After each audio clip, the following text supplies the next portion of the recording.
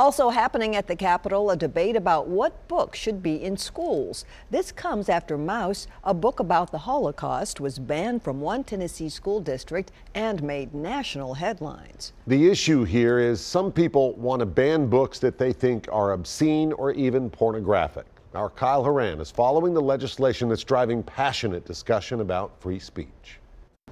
Now, this is a bill that does talk about the content of what is in school libraries, and it's brought out some interesting characters, including several celebrities. It was a packed room Wednesday morning as one bill brought forth passionate testimony from two sides. This is the issue that hurts me more than any issue in our culture.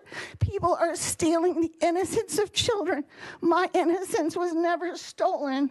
That's Victoria Jackson, a former SNL cast member.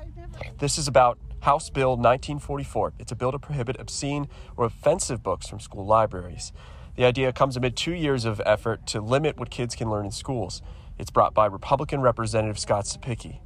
There should be recourse with the parents of this state for their children to ask those books to be evaluated by their duly elected representatives, not a librarian. That's what we're asking to do.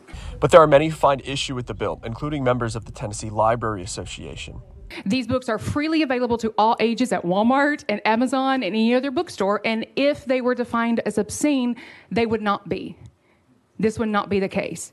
So when the books are removed from schools, it opens our schools up to First Amendment lawsuits that they cannot afford. The books, some of the people here say, have descriptions of excessive violence or even pornography.